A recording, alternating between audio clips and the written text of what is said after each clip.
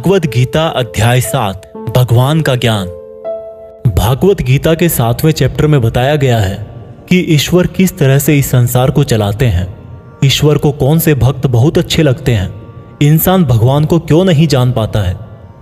भगवान कृष्ण बोलते हैं कि हे अर्जुन, अब मैं तुझे वो बातें बताने वाला हूं जिनको जानकर तुझे इस संसार में दूसरा कोई सा भी ज्ञान जानने की जरूरत नहीं पड़ेगी। हजारों लोगों में से कोई एक मुझे प्राप्त करने की कोशिश करता है और ऐसे हजारों कोशिश करने वालों में से कोई एक ही मुझे बहुत समर्पण के साथ प्रेम करता है। मेरे दो रूप हैं, एक जड़ रूप यानी कि जिसमें पृथ्वी, अग्नि, जल, वायु और आकाश के साथ साथ मन, बुद्धि और अहंकार है। वही दूसरा चेतन रूप जिसमें इस सृष्टि का चक्र है। समय को भी मैं ही चलाता हूं। जल, सूरज, चंद्रमा, ओमकार में मैं ही हूं। पृथ्वी की सभी पवित्र गंध, अग्नि और बुद्धिजीवियों का तेज, तपस्वियों का तप, धर्मों का पवित्र कर्म, बलवानों का बल और अलग अलग समय कालों का बीज भी मैं ही हूं। इस संसार के लोग सांसारिक गुणों के गुलाम हैं, इसलिए मुझे नहीं जान पाते और वास्तव में तो ये सांसारिक गुण भी मेरी ही माया है।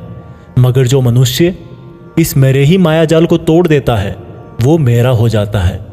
माया जाल में फंसे हुए मूर्ख लोग मेरी शरण में नहीं आ पाते हैं। कोई भी भक्त चार तरह से मेरी पूजा करता है, कोई प्राप्ति चाहने वाला, कोई दुख के संकट में याद करने वाला, मुझे जानने की इच्छा रखने वाला या फिर मुझे पहले से ही जानने वाला। लेकिन इनमें से मुझे अत्यंत प्रेम करने वाला ज्ञानी बहुत पसंद है। ये चारों ही तरह के भक्त दयावान होते हैं, लेकिन ज्ञानी पुरुष तो मानो जैसे मेरा ही रूप हो। और ज्ञानियों में भी जो व्यक्ति मुझे बहुत सारे जन्मों से मानता आया है वो मृत्यु के पश्चात मुझ में ही समा जाता है। जो लोग किसी इच्छा पूर्ति के लिए अगर किसी देवता की भक्ति करते हैं तो मैं उन भक्तों की आस्था उन्हीं देवताओं में स्थिर कर देता हूँ और वो भक्त उन्हीं देवताओं को प्राप्त हो जाते हैं। लेकिन यह फल ज्यादा समय तक नहीं चलता और अगर कोई भक्त अगर किसी भी प्रकार से मेरी ही पूजा करता है तो उसे मैं अपना ही बना लेता हूँ। जो मूर्ख मुझे जन्म लेने और मरने वाला मानते हैं वो मुझे प्राप्त नहीं कर पाते। मैं भूतकाल, वर्तमान और भविष्य को पूरा जानता हूं, जबकि श्रद्धा रहित लोग मुझे भी नहीं जान पाते। जो भक्त इस सांसारिक मोह और माया को छोड़कर श्रेष्ठ कर्मों का आचरण करके मेरी भक्ति करते हैं वो इस मृत्यु से मुक्त होकर मुझ में ही समा जाते हैं।